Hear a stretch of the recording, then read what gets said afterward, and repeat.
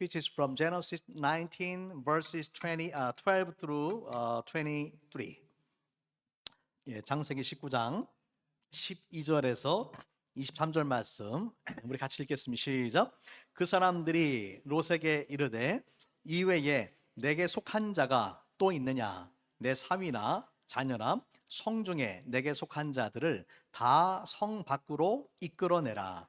그들에 대한 부르짖음이 여호와 앞에 크므로 여호와께서 이곳을 멸하시려고 우리를 보내셨나니 우리가 멸하리라. 롯이 나가서 그 딸들과 결혼할 사위들에게 말하여 이르기를 여호와께서 이 성을 멸하실 터이니 너희가 일어나 이곳에서 떠나라 하되 그의 사위들은 농담으로 여겼더라. 동틀 때에 천사가 롯을 재촉하여 이르되 일어나 여기 있는 내 아내와 두 딸을 이끌어내라. 이 성의 죄악 중에 함께 멸망할까 하노라. 그러나 롯이 지체하매 그 사람들이 롯의 손과 그 아내의 손과 두 딸의 손을 잡아 인도하여 성 밖에 두니 여호와께서 그에게 자비를 더하심이었더라. 그 사람들이 그들을 밖으로 이끌어낸 후에 이르되 도망하여 생명을 보존하라. 돌아보거나 들에 머물지 말고 산으로 도망하여 멸망함을 면하라. 롯이 그들에게 이르되 내 주여 그리 마옵소서. 주의 종이 주께 은혜를 입었고 주께서 큰 인자를 내게 베푸사 내 생명을 구원하시오나 내가 도망하여 산에까지 갈 수 없나이다. 두렵건대 재앙을 만나 죽을까 하나이다. 보소서 저 성읍은 도망하기에 가깝고 작기도 하오니 나를 그곳으로 도망하게 하소서. 이는 작은 성읍이 아니니까 내 생명이 보존되리이다. 그가 나에게 이르되 내가 이 일에도 내 소원을 들었은즉 내가 말하는 그 성읍을 멸하지 아니하리니 그리로 속히 도망하라. 내가 거기 이르기까지는 내가 아무 일도 행할 수 없노라 하였더라. 그러므로 그 성읍 이름을 소알이라 불렀더라. 롯이 소알에 들어갈 때에 해가 돋았더라. 아멘. 자리에 앉으시기 바랍니다. 지난 시간 창세기 19장 1절부터 11절 말씀을 함께 나눴는데 먼저 잠깐 복습을 한번 해보도록 하겠습니다. 롯이 살던 소돔은요, 영적으로 도덕적으로 너무나 타락해서 하나님께서 심판하지 않을 수 없는 그런 상황까지 이르렀어요.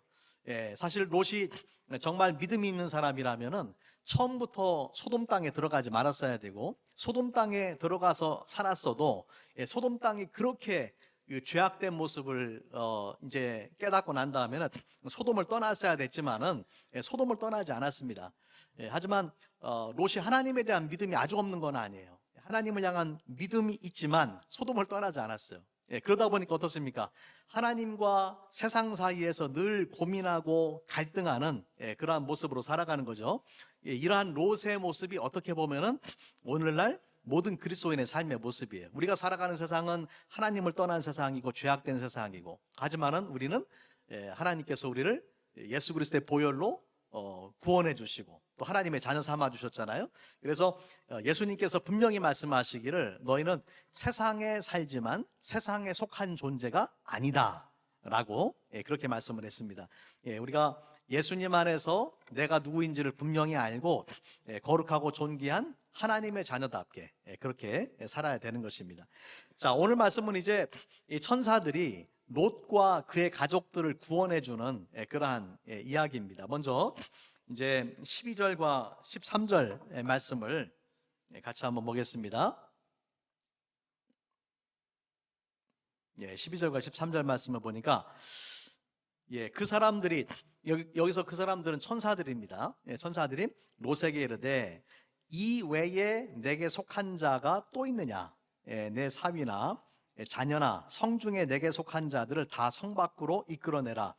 그들에 대한 부르짖음이 여호와 앞에 크므로 여호와께서 이곳을 멸하시려고 우리를 보내셨나니 우리가 멸하리라. 자, 보세요. 롯이 먼저 하나님 앞에 구원해 달라고 요청을 했습니까? 아니면은 하나님이 롯을 찾아오셨어요. 하나님이 롯을 찾아오신 거예요. 예, 롯이 하나님 앞에 기도한 게 아니라 하나님께서 소돔을 멸망시키는데 그 가운데 있는 롯을 구원하기 위해서 천사를 보내서 찾아오신 거예요. 예, 여러분 이것이 중요합니다. 왜냐하면 인간의 구원에 있어서 그 주도권을 가지고 있는 분은 누구냐면은 인간이 아니라 하나님이에요.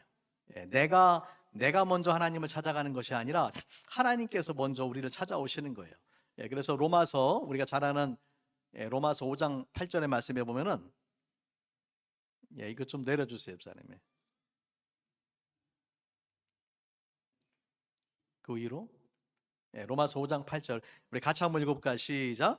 우리가 아직 죄인 되었을 때에 그리스도께서 우리를 위하여 죽으심으로 하나님께서 우리에 대한 자기의 사랑을 확증하셨느니라. 우리가 죄인인데 죄인된 우리가 먼저 하나님을 찾아가서 하나님의 용서를 구한 것이 아니라 그리스도께서 우리를 위해서 먼저 죽으셨다라는 거예요. 우리가 죄인임에도 불구하고 예수님께서 먼저 우리에게 찾아오신 거예요. 그래서 구원은 하나님의 전적인 은혜로 이제 시작이 되는 것입니다. 자, 그래서 이렇게 하나님께서 롯을 구원하시는데 롯만 구원하시는 것이 아니라 오늘 말씀해 보니까 롯에게 속한 자들을 모두 구원하기를 원하세요. 오늘 말씀에 그 12절 말씀해 보니까 이렇게 말씀을 합니다. 내게 속한 자가 또 있느냐? 내 사위나 자녀나 성 중에 내게 속한 자들을 다 성 밖으로 이끌어 내라.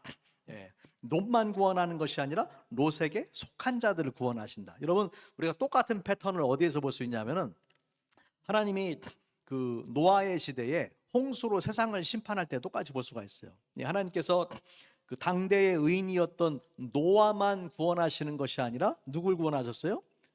노아와 그의 아내와 그의 아들들과 며느리들까지 구원을 하셨어요. 이것이 노아에게 속한 자들을 구원하시는 거죠. 여러분, 하나님은 이처럼 한 사람을 통해서 그 사람에게 속한 다른 사람들을 구원하기를 원하시는 거예요. 사도행전 16장에 보면요, 바울과 신라가 빌립보 감옥에 갇혔어요. 그때 하나님께서 바울과 신라의 찬송과 기도를 들으시고 기적적인 방법으로 지진이 일어나고 옥문이 열리고 또 죄수들을 올고 매고 있던 모든 그 족쇄와 이런 것들이 다 풀리게 됩니다. 나중에 잠을 자다가 이 간수가 깨어 보니까 난리가 난 거예요. 그래서 죄수들이 다 도망간 줄 알고 칼로 이제 자기 책임을 회피할 수가 없으니까 칼로 자결을 하려고 했죠. 그때에 바울이 우리에게 잘 알려진 유명한 말씀, 사도행전 16장 31절의 유명한 말씀을 우리에게 줬습니다. 31절만 같이 한번 읽어볼게요. 시작. 이르되 주 예수를 믿으라. 그리하면 너와 내 집이 구원을 받으리라. 여러분 보세요. 하나님께서 우리를 통해서 나만 구원하기 원하시는 게 아니라 나에게 속한 다른 사람들을 구원하기 원하시는 거예요. 여러분, 나에게 속한 사람이 누굴까요? 나에게 속한 가장 중요한 사람이 누구예요? 나의 가족이죠. 나의 가족. 나를 통해서 내 남편이 구원받기 원하시고, 나를 통해서 나의 아내가 구원받기 원하시고, 나를 통해서 나의 부모님이 구원받기 원하시고, 나를 통해서 나의 자녀들이 구원받기를 원하신다라는 거예요. 아멘입니까? 하지만 여기서 한 가지 오해하지 말아야 되는 게 있어요. 내가 예수님을 믿으면은 그리하면은 너와 내 집이 구원을 받으리라는 말씀이 나만 예수님을 믿으면 내 가족이 저절로 구원받습니까? 그런 말씀은 아니에요.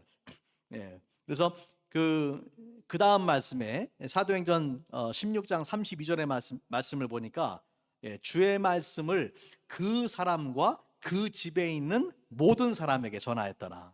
그러니까 그 사람만 복음을 들어서는 안 된다라는 거죠. 그 가족들 전체가 복음을 듣고 결국에 그 가족 전체가 구원을 받게 됐다라는 것입니다. 결국에 구원은요, 하나님과 각 사람의 관계예요. 개인적으로 복음을 들어야 되고 개인적으로 예수님을 믿어야 구원을 받는다라는 거죠. 복음을 들어도 믿지 않으면은 구원을 받을 수가 없어요. 예, 그래 우리가 이 중요한 원리를 가르쳐 주는 말씀이 그다음 말씀 14절에 나옵니다. 자, 14절 말씀 같이 한번 읽어볼게요. 시작. 롯이 나가서 그 딸들과 결혼할 사위들에게 말하여 이르기를 여호와께서 이 성을 멸하실 터이니 너희는 일어나 이곳에서 떠나라 하되 그의 사위들은 농담으로 여겼더라. 자, 보세요. 천사로부터 너에게 속한 사람들을 다 성 밖으로 이끌어내라. 예. 그래서 이 말을 듣고 딸들과 그 약혼을 한 사위들에게 여호와께서 이 성을 멸하실 거니까 빨리 이곳에 떠나라. 예, 그렇게 말을 했어요. 예, 지금 중요한 심각한 긴급한 메시지를 전해준 거죠. 그런데 그 사위들이 롯이 전한 말을 어떻게 여겼습니까? 농담으로 여겼다. 여러분, 농담으로 여겼다라는 말의 그 본래 의미는 어떤 의미냐면은 희롱한다, 우습게 여긴다, 조롱한다, 그런 의미를 가지고 있어요. 그러니까 장인될 롯이 와가지고 이야기를 하는데 이 사위들이 그 말을 진지하게 들은 게 아니라 아니 멀쩡한 소돔이 왜 멸망을 합니까? 장인어른 정신 차리세요. 그 말도 안 되는 얘기 하지 마세요. 이렇게 여겼다라는 것이죠. 노아가 하나님의 말씀을 듣고 방주를 지을 때도 똑같았을 겁니다. 노아가 그 평생에 걸쳐서 거대한 방주를 육지에 지으니까 많은 사람들이 물어봤을 거 아니에요. 왜 방주를 이 큰 배를 여기에 짓습니까? 노아가 말했겠죠. 하나님께서 곧 홍수로 세상을 심판하실 것이다. 사람들이 그 말을 듣고 믿었을까요? 믿지 않았을 거예요. 아마 노아를 정신 나간 그런 노인네처럼 그렇게 취급하고 조롱했을 것입니다. 여러분, 오늘날 우리가 복음을 전할 때도 똑같은 현상이 일어나는 거예요. 우리가 복음을 전한다고 해서 우리가 복음을 전하는 모든 사람이 죄인입니다. 하나님은 죄에 대해서 반드시 심판하셔야 됩니다. 하지만 하나님은 당신을 사랑하셔서 하나님의 아들 예수 그리스도를 이 땅에 인간의 몸으로 보내시고 예수께서 당신을 십자가에 죽으시고 부활하시고 승천하셨습니다. 예수님을 믿으면 구원받습니다. 그런 복음의 메시지를 전할 때에 그 말을 진지하게 듣고 믿음으로 받아들이는 사람은 몇 명쯤 될까요? 많지 않습니다. 미국의 한 통계를 보니까 복음을 전할 때에 긍정적으로 내가 예수 믿겠습니다 하는 사람은요 10명 중에 하나예요. 10명 중에 하나. 10명에게 복음을 전하면 한 사람이 그렇게 예수님을 믿을 수 있다는 얘기죠. 그 나머지 대부분 사람들은 어떤 반응을 보이느냐, 복음에 대해서 적대적인 반응을 보이거나 조롱하거나 아니면은 무관심한 반응을 보인다는 것입니다. 자, 보세요. 롯의 두 사위에게는요 롯의 사위가 되었다는 것만으로도 구원받을 수 있는 놀라운 축복의 기회가 주어졌어요. 하지만은 그 복음의 메시지, 구원의 메시지를 거부했기 때문에 결국에는 롯의 두 사위가 비극적인 종말을 맞이하게 됩니다. 여러분, 복음의 메시지를 듣는 것 자체가 놀라운 축복이에요. 그러나 복음을 들을 때에 믿지 않으면은 아무 소용이 없습니다. 자, 히브리서 4장 2절 말씀 같이 한번 읽어볼게요. 시작. 그들과 같이 우리도 복음 전함을 받은 자이나 들은 바 그 말씀이 그들에게 유익하지 못한 것은 듣는 자가 믿음과 결부시키지 아니함이라. 여러분, 복음은 생명을 살리는 놀라운 축복의 메시지예요. 그래서 이 로마서 말씀에 보면은 복음은 모든 믿는 자에게 구원을 주시는 하나님의 능력이다. 그렇게 말씀을 합니다. 하지만 복음을 들어도 그 말씀이 전혀 유익이 되지 않는 사람들이 있다라고 합니다. 누가 그렇습니까? 듣는 자가 믿음과 결부시키지 아니함이라. 다시 말하자면은 복음을 들었지만은 믿음으로 받아들이지 않는 거. 영어 성경에 보니까 뭐라고 돼 있어요? They were not united by faith. United. 복음을 들었으면은 믿음으로 딱 결부를 시켜야 되는데 믿음이 없기 때문에 하나님의 말씀이 아무런 유익이 없다라는 거예요. 여러분, 복음을 듣는 것 자체는 축복이지만 구원은 누구에게 많으냐? 오직 믿는 자에게만 임합니다. 믿음이 아무리 좋은 가정에서 태어나고 자라도 그렇다고 해서 구원받는 게 아니에요. 교회를 오래 다녔다고 구원받는 것이 아니에요. 복음을 많이 들었다고 구원받는 것이 아니에요. 누구만 구원받습니까? 오직 믿는 자들만이 구원을 받습니다. 저는 여러분 중에 한 분도 복음을 믿지 않아서 구원받지 못하는 그런 분들이 없기를 바랍니다. 여러분 이 자리에 앉아서 하나님의 메시지를 받는 것 자체가 놀라운 축복이에요. 복음을 듣는 것 자체가 놀라운 축복이에요. 디모데전서 2장 4절 말씀에 보면은 하나님은 모든 사람이 구원을 받으며 진리를 아는 데 이르기를 원하시느니라 그렇게 말씀했어요. 하지만 그 진리의 말씀이 선포되어졌을 때에 믿지 않으면 롯의 이 사위들처럼 그걸 농담으로 여기고 조롱하고 믿지 않으면은 아무 소용이 없어요. 자, 여러분은 예수님을 믿으세요? 저와 여러분이 예수님을 믿는다라는 건요, 기적이에요, 기적. 여러분이 예수님을 만난 적이 없잖아요, 개인적으로. 2000년 전에 일어난 일이에요. 또 미국도 아니고 한국도 아니고 예루살렘에서 예수님께서 나를 위해서 십자가에서 죽으시고 부활하셨대요. 그걸 믿으면은 내가 죄사함 받고 하나님의 자녀가 되고 영생을 얻는데요. 이걸 어떻게 믿어요? 이걸 어떻게 믿어? 이런 허무맹랑하게 들리는 이야기를 어떻게 믿어? 여러분, 합리적이고 이성적인 판단으로 예수님을 믿는 게 아니에요. 합리적이고 이성적인 판단을만으로 그 복음을 들으면은 절대로 예수님을 믿을 수가 없어요. 그래서 예수님을 믿는 것 자체가 하나님의 은혜예요. 복음은 엄격하게 말해서 믿는 것이 아니라 믿어지는 거예요. 믿어져야 믿는 거예요. 그러니까 어떤 사람들은 복음을 전하면 나도 믿고 싶대. 근데 안 믿어진다라는 거예요. 그러니까 우리가 믿어지는 것이 하나님의 은혜고 또 우리 안에서 복음을 듣고 이해하고 믿게 하시는 분이 누구냐면은 성령의 역사예요. 우리가 잘 아는 찬송가 310장 왜 내게 성령 주셔서 내 마음 감동해 주 예수 믿게 하는지 난 알 수 없도다. 그쵸? 성령 주셔서 내 마음을 감동해 주시고 내가 죄인인 걸 알게 하시고 십자가를 통한 하나님의 놀라운 사랑을 경험하게 하시는 분이 바로 성령님이십니다. 그 성령의 강권적인 역사가 없으면은 그 누구도 예수님을 그 마음의 구주로 믿을 수가 없어요. 여러분, 하나님께서 여러분을 통해서 여러분에게 속한 자들을 구원하기 원하십니다. 하지만은 여러분이 복음을 전했지만 여러분의 가족이 또는 가까운 사람들이 복음을 거부하고 예수님을 믿지 않는다고 실망하지 마세요. 좌절하지 마세요. 포기하지 마세요. 어떻게 해야 되겠습니까?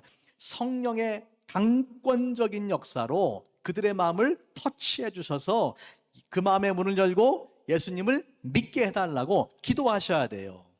사람의 힘으로 할 수가 없어요. 내가 내 힘과 내 논리와 내 설득으로 되는 일이 아니에요. 하지만 하나님이 역사하시면 한순간에 그들의 마음이 열리고 예수님을 구주로 고백하게 되는 것입니다. 그렇기 때문에 여러분, 전도에는요, 기도가 반드시 필요합니다. 전도하기 전에 기도하고, 전도하면서 기도하고, 전도한 후에 기도하고. 다시 한번, 전도하기 전에 기도하고, 전도하면서 기도하고, 전도한 후에 기도하는. 성령의 역사하심이 있어야지 그 사람이 구원받게 되는. 저와 여러분도 그러한 성령의 역사하심이 있었기 때문에 우리가 예수님을 구주로 믿는 거예요. 얼마나 감사합니까? 내가 믿은 것 같지만 그게 아니라 성령의 감동하심으로 우리가 예수님을 믿게 해주신 거예요. 자, 이제 15절과 16절 말씀을 보겠습니다. 15절에 보니까 이제 천사가 재촉을 합니다. 동틀 때에 동이 튼다라는 이야기는 이제 하나님의 심판이 가까웠다는 이야기예요. 동틀 때에 천사가 롯을 재촉해서 이르되 일어나 여기 있는 내 아내와 두 딸을 이끌어내라. 어차피 사위들은 지금 말을 안 들으니까 내 아내와 두 딸을 이끌어내라. 이 성의 죄악 중에 함께 멸망할까 하노라. 그렇게 했어요. 하나님의 심판이 얼마 남지 않았기 때문에 사위들 생각하지 말고 너 아내와 딸만 데리고 빨리 떠나라. 그렇지 않으면은 모두 멸망할 것이다. 그렇게 말합니다. 그런데 이 말을 들은 롯이 즉각적으로 움직여야 되는데 움직이지를 않았어요. 자, 16절 말씀해 보니까 그러나 롯이 어떻게 합니까? 지체함에 지금 심판이 임박했으니까 빨리 떠나라 하는데 롯이 지체하는 거예요. 여러분, 롯이 왜 지체했을까요? 미련이 많아서. 뭐 때문에? 예, 예, 예. 뭐 사위들이 그곳에 있기 때문일 수 있겠고, 또 소돔에 지금 쌓아놓은 재물이 있을 수도 있고, 또 양과 소와 그동안 열심히 일해가지고 모아놓은 재물들이 있을 거 아니에요? 무슨 이유인지는 정확히는 알 수 없으나 롯이 소돔을 떠나는 것을 아쉬워하고 미련을 많이 가졌던 것 같아요. 여러분, 사람이요, 가진 것이 많으면, 가진 게 많으면 세상에 미련이 많아요. 죽기도 어려워요. 제가 아는 어떤 분이 엄청난 부자, 보통 부자가 아니에요. 상상도 하기 힘든 그런 부자인데, 그분이 가진 것이 너무 많아가지고 정말 평생 동안 펑펑 써도 남을 만큼 재산을 많이 모아놨어요. 근데 어느 날 갑자기 하나님이 자기를 천국으로 오라고 그러면은 그분이 가고 싶지 않을 것 같아. 하나님, 나 조금만 더 있다 가게 해주세요. 내가 있는 돈 좀 다 쓰고 가게 해주세요. 그렇게 할 것 같아요. 여러분, 가진 것이 많으면 세상에 미련이 많아요. 하지만 여러분 기억하시기 바랍니다. 그 모든 것들을 주신 분도 하나님이시고 그것들을 취하여 가시는 분도 하나님이세요. 누가복음에 보면은 부자, 어리석은 부자의 비유가 나오잖아요. 많은 추수를 해가지고 내가 이 곡간을 허물고 더 크게 짓겠다. 그때 내 영혼아 평안하라. 내 리타이어먼트 다 준비됐으니까 걱정하지 마라. 그때 하나님은 뭐라고 말씀하세요? 내가 오늘 너의 생명을 취하여 갈 테니 그러면 너의 모아놓은 것이 누구의 것이 되겠느냐. 그렇게 말씀하잖아요. 하나님께서 우리에게 생명을 주셨고 또 하나님께서 우리의 생명을 취하여 가시는 분이다. 롯은 지체했어요. 세상에 미련이 많았어요. 그래서 이렇게 지체하고 있는, 머뭇거리고 있는 롯을 그 사람들이, 다시 16절 말씀해 보면 그 사람들이 롯의 손과 그 아내의 손과 두 딸의 손을 잡아 인도하여 성 밖에 두니 여호와께서 그에게 자비를 더하심이었더라. 지금 지체하고 망설이고 나오지를 않으니까 강권적으로 데리고 나갔다는 이야기예요. 여러분, 롯의 가족의 구원은 전적인 하나님의 은혜입니다. 처음부터 하나님의 은혜로 시작을 해서 하나님의 자비하심으로 그들이 구원을 받게 되는 것이죠. 저와 여러분도 마찬가지. 우리가 구원받는 것은 하나님 앞에 우리가 주장하거나 자랑할 수 있는 것이 아무것도 없어요. 전적인 하나님의 은혜예요. 십자가 보혈의 은혜로 우리를 죄사함 받게 하시고 또 하나님의 자녀로 삼아 주셨기 때문에 그렇습니다. 자, 17절 말씀해 보니까 롯과 아내와 딸들을 밖으로 이끌어낸 후에 두 가지 명령을 줍니다. 어떤 명령을 주느냐? 도망하여 생명을 보존하는데 두 가지입니다. 돌아보거나 들에 머물지 말고 산으로 도망하여 멸망함을 면하라. 첫 번째는 돌아보지 말아라. 돌아보지 말아라. 두 번째는 뭡니까? 들에 머물지 말아라. 자, 이 말씀은 우리 구원받은 사람들이 어떤 삶을 살아야 되는지를 저는 잘 보여준다라고 생각을 합니다. 여러분, 예수님을 믿는 것은요, 우리 삶의 인생의 방향이 바뀌는 거예요. 지금까지 살아온 삶의 방향에서 유턴을 해서 새로운 방향으로 살아가는 것인데, 어떻게 주님 부르시는 날까지 우리가 그 인생의 믿음의 경주를 끝까지 완주할 수 있느냐. 두 가지 중요한 원리가 있어요. 첫 번째는 뭐냐면은 뒤를 돌아보지 말아야 됩니다. 뒤를 돌아보지 말아야 돼요. 여러분, 경주를 하는데 뒤를 돌아보면 어떻게 되겠어요? 그 경주를 잘 해나갈 수가 없죠. 이 뒤를 돌아보는 이유는 아까 말씀드린 것처럼 세상에 대한 욕심과 미련을 말합니다. 그것이 있으면 자꾸 뒤를 돌아보게 돼. 예수님을 믿으면서도 세상적인 욕심과 또 미련이 남아 있는 거예요. 우리가 나중에 이제 말씀을 보면은요, 롯의 아내가 이 말씀에 순종을 못해요. 그럼 어떻게 됩니까? 소금 기둥으로 변하게 됩니다. 뒤를 돌아보지 말라는 이 금기 사항을 어겨가지고 롯의 아내가 소금 기둥으로 변하게 됐어요. 자, 두 번째는 머물지 말아야 된다. 이 들에 머물지 말고 산으로 도망을 쳐라. 들에 머물지 말라는 것은 안주하지 말라는 거예요. 우리가 있는 자리에서 안주하지 말고 끝까지 달려야 된다라는 거예요. 여러분, 이만하면 됐어, 이 정도면 됐어 하고서 멈추지 말아야 된다는 거예요. 우리가 신앙의 경주를 끝까지 달려야 된다라는 것입니다. 어떤 목사님이 이 말씀을 가지고 설교를 하시는데 자전거의 원리라고 말씀을 하더라고요. 자전거 원리. 그 말씀이 참 납득이 돼요. 여러분, 자전거를 탈 때 자전거는요, 뒤로 갈 수가 없어요. 빠꾸가 안 돼. 앞으로만 가요. 그죠? 뒤를 돌아보면 안 돼. 또 자전거는 정체가 되면 안 돼요. 자전거 어떻게 정체되고 가만히 있겠어요? 계속 페달을 굴려야 돼요. 마찬가지로 우리의 신앙이 한 군데 뒤를 돌아보거나 또는 정체되어 가지고 머물러 있어서는 안 된다. 앞을 바라보고 계속해서 전진해야 된다라는 것입니다. 여러분, 이러한 삶을 실제적으로 살았던 우리 성경에 많은 인물들이 있지만 그 중에서 대표적인 사람이 바로 사도 바울입니다. 사도 바울은요, 우리 잘 아시는 것처럼 예수님 믿기 전에 어떤 삶을 살았어요? 예수 믿는 사람들을 핍박하는 삶을 살았어요. 하지만은 부활하신 예수 그리스도를 믿고 나서, 만나고 나서 바울의 삶의 방향이 완전히 변화되었습니다. 그리고 바울은 뒤를 돌아보지 않고 앞만 바라보고 그의 남은 인생을 살았습니다. 우리 함께 빌립보서 3장 13절과 14절에 바울의 고백 같이 한번 읽어보겠습니다. 시작. 형제들아, 나는 아직 내가 잡은 줄로 여기지 아니하고 오직 한 일, 즉 뒤에 있는 것은 잊어버리고 앞에 있는 것을 잡으려고 표대를 향하여 그리스도 예수 안에서 하나님이 위에서 부르신 부름의 상을 위하여 달려가노라. 뒤에 한 것은 다 잃어버린다.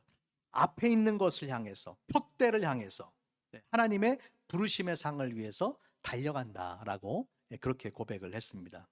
오늘 말씀을 통해서 저와 여러분도 사도 바울처럼 여러분 세상에 대한 미련 다 버리고 오직 주님만 바라보고 여러분의 남은 인생의 신앙의 경주를 잘 믿음으로 살아갈 수 있기를 바랍니다. 우리 잘 아는 찬양 중에 이런 찬양이 있어요. 주님 뜻대로 살기로 했네. 주님 뜻대로 살기로 했네. 주님 뜻대로 살기로 했네. 뒤돌아서지 않겠네. 영어로 보면은 I have decided to follow Jesus.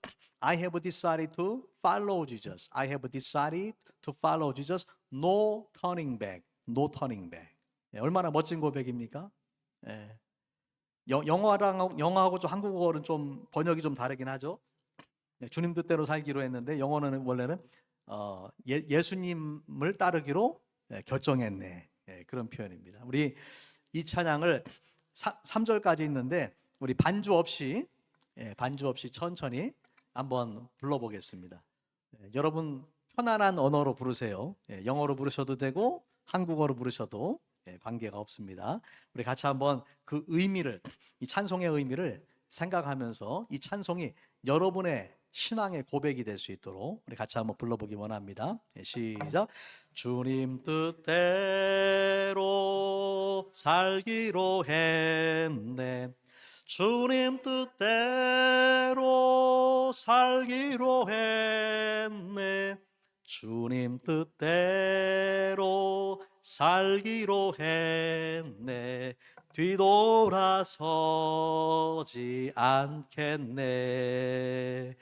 이 세상 사람 날 몰라줘도 이 세상 사람 날 몰라줘도 떠난 거 with me still I will follow no turning back no turning back the cross before me the wall behind me the cross before me the wall behind me the cross before me the wall behind me no turning back no turning back 아멘. 예, 3절 가사가 아주 영어 가사가 더 좋은 것 같아요. 예, The cross before me 내 앞에는 십자가 있고 세상은 내 뒤에 있다. 예, 얼마나 멋진 고백입니까? 예, 자 이런 찬송의 고백대로 저와 여러분이 살아갈 수 있길 바랍니다. 우리 같이 한번 기도하겠습니다. 사랑과 은혜가 풍성하신 주님 감사합니다. 우리가 아무 공로가 없지만 십자가 보혈의 은혜와 능력으로 우리를 죄에서 구원하시고 또 거룩하고 존귀한 하나님의 자녀가 되게 하시며 또 영원한 생명을 우리에게 주심을 인해서 감사합니다. 복음을 듣게 하시고 또 복음을 믿게 하신 것이 하나님의 은혜인 것을 믿습니다. 주님 우리의 남은 인생을 뒤를 돌아보지 않는 삶을 살게 하여 주옵소서. 또 우리가 현재 있는 것에 안주하고 지체하는 삶이 되지 않도록 함께 하여 주시옵소서. 오직 십자가만을 바라보며 또한 주님이 주실 예비하신 상을 바라보고 우리의 남은 인생을 끝까지 전진하고 주님 앞에 충성하는 삶을 살게 하여 주시옵소서. 어차피 버려야 되는 그 모든 것에 세상의 미련을 갖지 않게 도와주시고 결코 놓아서는 안 되는, 놓쳐서는 안 되는 그것을 붙잡고 살아가게 하여 주시옵소서. 우리 주 예수 그리스도의 이름으로 감사하며 기도합니다. 아멘.